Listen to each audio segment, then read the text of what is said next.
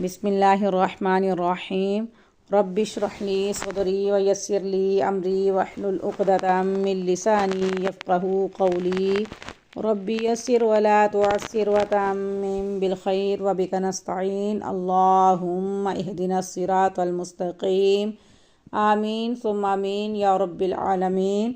السلام علیکم ورحمۃ اللہ وبرکاتہ۔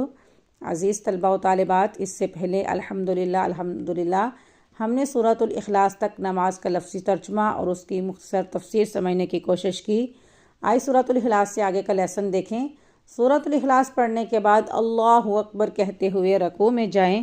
رکوع میں جا کر 3 مرتبہ یہ تسبیح پڑھیں، سبحان ربی العظیم۔ سبحان پاک ہے، ربی میرا رب، العظیم بہت بڑی عظمت والا، پاک ہے میرا پروردگار بہت بڑی عظمت والا۔ اس کے بعد رکوع میں یہ دعا مانگیں، سبحانک ربنا وبحمدک اللہم اغفر لی۔ حضرت عائشہ رضی اللہ عنہا فرماتی ہیں کہ رسول اللہ صلی اللہ علیہ وآلہ وسلم اپنے رکوع اور سجود میں اکثر یہ دعا پڑھا کرتے تھے۔ دعا کا لفظی ترجمہ دیکھیں، سبحانک پاک ہے تو، ربنا اے ہمارے پروردگار، وبحمدک اور تمام تعریفیں اور شکر تیرے لیے ہیں، اللہم اغفر لی اے اللہ مجھے بخش دے۔ 3 دفعہ تسبیح رکوع پڑھنے کے بعد یہ دعا پڑھیں اور اس کے بعد سیدھے کھڑے ہو جائیں۔ سیدھے کھڑے ہو کر سمیع اللہ لمن حمدہ ربنا لک الحمد۔ اب تسمیع اور تحمید میں دیکھیں اللہ تعالیٰ کیا فرما رہے ہیں، سمیع اللہ سن لی اللہ نے، لمن حمدہ جس نے اس کی تعریف کی، اللہ نے اس کی سن لی جس نے اس کی تعریف کی۔ یہاں پہ غور کریں کتنا اچھا لگتا ہے کہ اللہ تعالیٰ فرماتے ہیں کہ جس نے میری تعریف کی میں نے اس کی سن لی۔ اور ہم نماز جب شروع کرتے ہیں سبحانک اللہم سے لے کر تسبیح رکوع تک کیا کرتے ہیں، اللہ تعالیٰ کی تعریف کی تو کرتے ہیں، اور اب ہمیں امید ہے، ہمیں پورا یقین ہے کہ اللہ تعالیٰ سے ہم جو بات کریں گے، جو مانگیں گے وہ ہمیں عطا کرے گا اور وہ ہماری سنے گا۔ اس کے بعد دوبارہ سے تعریف کریں، ربنا لک الحمد اے ہمارے رب، ربنا اے ہمارے رب، لکا تیرے لیے، الحمد تمام کی تمام تعریفیں اور شکر تیرے لیے ہیں، اللہ اکبر اللہ بہت بڑا ہے، بہت بڑا ہے۔ اس کے بعد سجدے میں جائیں اور سجدے میں یہ تسبیح پڑھیں، سبحان ربی العلی۔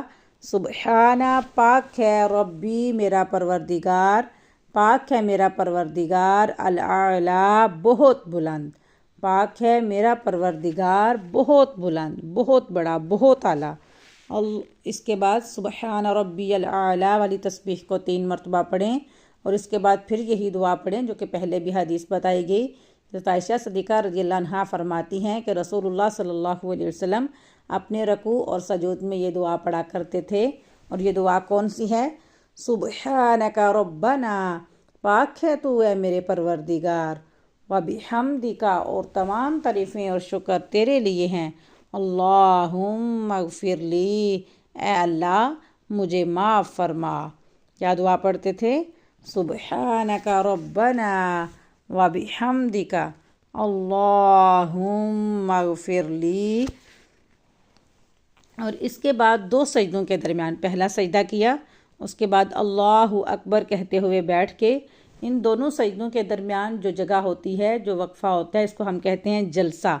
اور جلسے کے دوران نبی پاک صلی اللہ علیہ وآلہ وسلم کون سی دعا پڑھتے تھے، غور کیجئے، اللہم اغفر لی اے اللہ مجھے بخش دے، ورحمنی اور مجھ پر رحم فرما، وہدنی اور مجھے ہدایت دے، وعافنی اور مجھے عافیت عطا فرما، ورزقنی اور مجھے رزق عطا فرما، وجبرنی میرے نقصان کی تلافی فرما، یعنی میری اصلاح فرما، ورفعنی اور مجھے بلندی عروج عطا فرما، ورفعنی اور مجھے بلندی عطا فرما۔ اور یہ حدیث بھی جامع ترمذی کی حدیث ہے۔ حدیث کا نمبر ہے 284، اور یہ دعا پہلے سجدے کے بعد جب آپ اٹھ کے بیٹھیں اللہ اکبر کہتے ہوئے تو یہ دعا مانگیں۔